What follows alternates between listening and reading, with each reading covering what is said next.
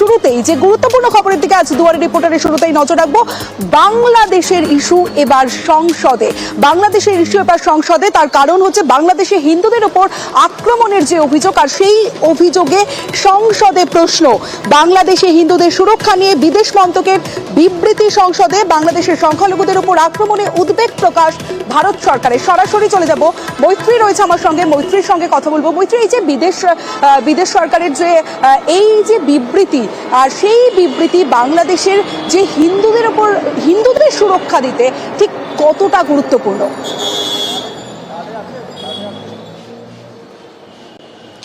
দেখো তমন্ত্রী, বাংলাদেশ যে বর্তমান পরিস্থিতি চলছে তাই নিয়ে ভারতের যে কনসার্নের জায়গা রয়েছে, এক পড়শি দেশের অশান্ত পরিস্থিতি এবং তার সঙ্গে হিন্দু সহ অন্যান্য মাইনরিটিদের যে সমস্যার জায়গা, সেটা নিয়ে ভারত বরাবরই সরব হয়েছে এবং সেই জায়গায় দাঁড়িয়ে বিদেশ মন্ত্রকের অবস্থান কি সেই বিষয়ে কিন্তু বিদেশ মন্ত্রকের তরফ থেকে বিদেশমন্ত্রী এস জয়শঙ্কর আগামীকাল সংসদে, যদি অধিবেশন সচল থাকে তাহলে তিনি সংসদের দুই কক্ষেই ভারতের যে স্ট্যান্ড সেই বিষয়ে একটি বিবৃতি দেবেন। এবং আমরা শেষবার দেখেছিলাম যখন বাংলাদেশের প্রথম আনরেস শুরু হয়েছিল এবং শেখ হাসিনা ভারতে এসে আশ্রয় নিয়েছিলেন, সেই সময় একটি স্টেটমেন্ট দিতে দেখা গিয়েছিল এস জয়শঙ্করকে এবং সেখানেও স্টেটমেন্ট দিয়ে জানানো হয়েছিল যে কোন পরিস্থিতিতে শেখ হাসিনা ভারতে আসেন এবং ভারতের সেই জায়গায় কি অবস্থান রয়েছে। এবং আবারও যেখানে বারবার করে দাবি উঠছে এবং বিভিন্ন ক্ষেত্র থেকে অভিযোগ উঠছে যে হিন্দু সহ অন্যান্য মাইনরিটিরা আক্রান্ত হচ্ছেন বাংলাদেশে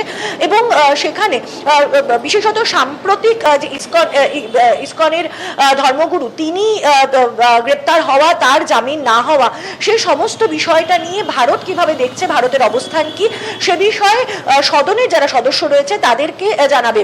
তবে এর সঙ্গে সঙ্গে কিন্তু বিদেশ মন্ত্রক তারা গোটা বিষয়টার দিকে কিন্তু একেবারে প্রথম দিন থেকে কড়া নজর রাখছে।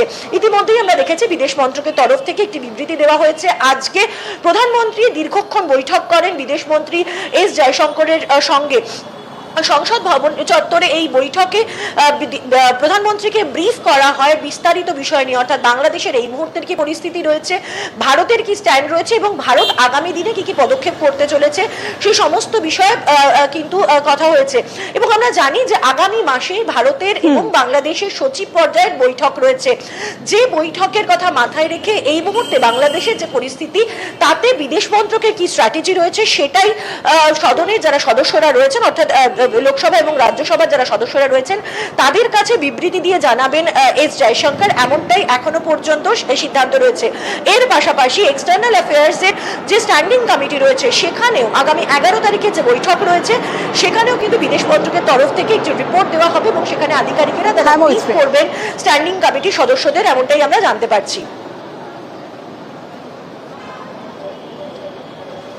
বেশ মৈত্রী, অন্যদিকে যে হিন্দুদের উপর আক্রমণ, আর সেই হিন্দুদের উপর আক্রমণে এবার সওয়াল শেখ হাসিনা বাংলাদেশে হিন্দুদের উপর অত্যাচারে রীতিমতো ক্ষুব্ধ। শুধু তাই নয়, যে চিন্ময় কৃষ্ণ দাসের মুক্তির দাবিও করেছেন শেখ হাসিনা। বাংলাদেশ পরিস্থিতি নিয়ে শেখ হাসিনার বিবৃতি, বাংলাদেশের সরকার সম্পূর্ণ ব্যর্থ বলে দাবি করেছেন শেখ হাসিনা। বাংলাদেশে চিন্ময় কৃষ্ণ দাসের গ্রেফতারি বেআইনি দাবি করেছেন শেখ হাসিনা। বাংলাদেশে চট্টগ্রামে মন্দির পোড়ানো হয়েছে বলে দাবি করেছেন শেখ হাসিনা। বাংলাদেশ মঠ, মসজিদ, দরগা, চার্চে আগুনের নিন্দা করেছেন শেখ হাসিনা। বাংলাদেশে সব ধর্মের মানুষের সুরক্ষার দাবি শেখ হাসিনার।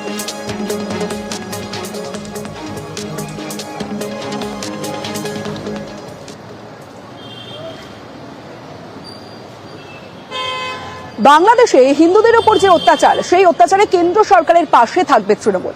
কেন্দ্র সরকার যা সিদ্ধান্ত নেবে তার পাশে থাকবে তৃণমূল, তাকে সমর্থন করবে তৃণমূল, এমনটাই জানিয়েছেন মুখ্যমন্ত্রী মমতা বন্দ্যোপাধ্যায়। আমরা দুঃখিত, আমরা মর্মাহত, যে কোনো ঘটনায় যে কোনো ধর্মের ওপরেই হোক না কেন আমরা সেটাকে সমর্থন করি না, কিন্তু এক্ষেত্রে আমাদের ভূমিকা খুব লিমিটেড। তার কারণ এটা হচ্ছে, যেহেতু আমরা আলাদা দেশ, বাংলাদেশ আলাদা দেশ, এটা ইন্ডিয়া গভর্নমেন্ট বাংলাদেশ গভর্নমেন্টের সাথে কথা বলতে পারি, বলে অ্যাকশন নিতে পারেন। আমরা এটুকু বলতে পারি যে আমরা এক্সটার্নাল অ্যাফেয়ার্স পলিসির ব্যাপারে তৃণমূল কংগ্রেসের স্ট্যান্ড হচ্ছে যে যখনই গভর্নমেন্টে থাকুক না কেন আমরা গভর্নমেন্টের স্ট্যান্ডটাকে সাপোর্ট করি। কাজেই আমাদের বক্তব্য খুব পরিষ্কার, কোনো ধর্মের ওপরে, কোনো বর্ণের ওপরে, কোনো জাতির ওপরে কোনো অত্যাচারই আমরা মানি না। আমরা সবাই এক। আর ধর্ম নিয়ে কেন্দ্র সাম্প্রদায়িক যে ধর্ম, সেই নিয়ে এবার কেন্দ্র সরকারকে তীব্র আক্রমণ করেছেন তৃণমূল নেত্রী মমতা বন্দ্যোপাধ্যায়। আমাদের তো কোনোভাবে ইনভলভ করা হয় না এবং আমরা জানিও না। তিস্তা ব্যাপারে চুক্তি হয়ে গেছিল, আপনারা জানেন, যে আমাদের জানানো হয়। এবং সেন্ট্রাল গভর্নমেন্টে যারা আছেন তারাও তো পার্টিকুলার একটা ধর্মের বিরুদ্ধে প্রচন্ড একটা ভিন্ডিকটিভ অ্যাটিটিউড নেন। আমরা মনে করি কোনোটাই ঠিক নয়। আমরা শান্তির পক্ষে, আমরা উন্নয়নের পক্ষ। ধর্মীয় মতামত প্রত্যেকে যেন পালন করতে পারে তার স্বাধীনতা অনুযায়ী আমরা এটা। দুয়ারে রিপোর্টারে এবার যে খবরের দিকে নজর রাখবো, ঝাড়খণ্ডের মুখ্যমন্ত্রী হিসেবে আজ শপথ নেন হেমন্ত সোরেন। যে অনুষ্ঠানে আমন্ত্রিত ছিলেন, আমাদের বার্তা দিয়েছেন এবং একসঙ্গে চলার বার্তা দিয়েছেন মমতা বন্দ্যোপাধ্যায়। সরাসরি চলে যাব মৈত্রী ভট্টাচার্যের মৈত্রীর সঙ্গে। মাত্র 1 ঘন্টার জন্য গেলেন মুখ্যমন্ত্রী মমতা বন্দ্যোপাধ্যায়। জাতীয় রাজনীতিতে কতটা গুরুত্বপূর্ণ?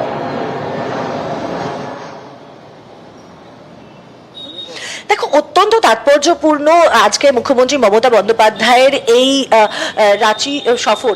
এই যে 1 ঘন্টার জন্য তার যাওয়া, তিনি দুটি বার্তা মূলত রাজনৈতিকভাবে থেকে ইন্ডিয়া জোট তৈরি হচ্ছিল তখন থেকে মুখ্যমন্ত্রী বারবার সরব ছিলেন বিভিন্ন যারা রিজিয়নাল পার্টিগুলো রয়েছে তাদেরকে একসঙ্গে নিয়ে চলার জন্য এবং তাদের মতামতকেও ইকুয়ালি যাতে গুরুত্ব দেওয়া হয়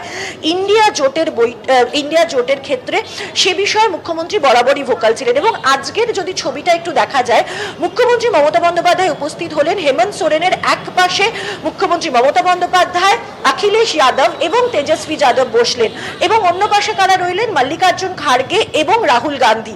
এবং কার্যত দেখা গেল মুখ্যমন্ত্রী মমতা বন্দ্যোপাধ্যায় তিনি বারবার অখিলেশ যাদব, তেজস্বী যাদব, এমনকি যখন কেজরিওয়াল তিনি গিয়ে পৌঁছান তার সাথেও কথা বলতে দেখা যায়, কিন্তু মল্লিকার্জুন খাড়গে বা রাহুল গান্ধীর প্রতি কিন্তু যথেষ্টই সত্য ছিল। ফলে সেখানে দাঁড়িয়ে কংগ্রেসকে মুখ্যমন্ত্রী মমতা বন্দ্যোপাধ্যায় এই বার্তাটা দিলেন যে যেটা তিনি বলে আসছিলেন, অর্থাৎ যদি কংগ্রেস কে নয় মূলত ইন্ডিয়া ব্লককে তাদের আন্দোলনে যদি সফল হতে হয় তাহলে রিজিয়নাল পার্টিগুলো রয়েছে তাদেরকেও সম গুরুত্ব দিতে হবে এবং তাদের কথাও গুরুত্ব সহকারে শুনতে হবে।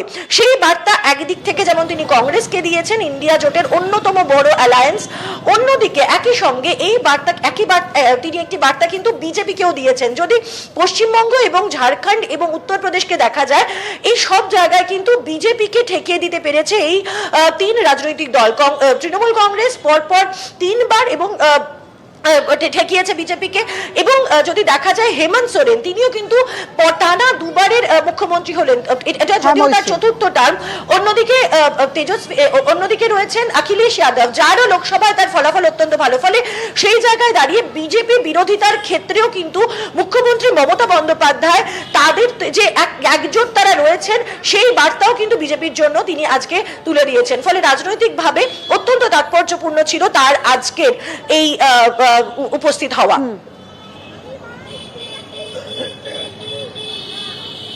ঝাড়খণ্ড ঘুরে এলাম, কারণ হেমন্তজি আমাকে বারবার বলছিল ওদের সাথে আমাদের বাংলার বর্ডার একদম খুবই ভালোবাসে আমাদের, এবং ওর পরিবারের সাথেও আমাদের রিলেশন দীর্ঘদিনের, কাজেই বাংলার বন্ধুর ওরা। ভালো হয়েছে, জাস্ট হেমন্ত একা ওট নিয়েছে, সেটা আমরা করে এলাম। এই যা हम लोग बहुत खुश है और देश के लिए खूब अच्छी तरह से काम करे और राज्य को संभाले, यही है हमारा आशीर्वाद।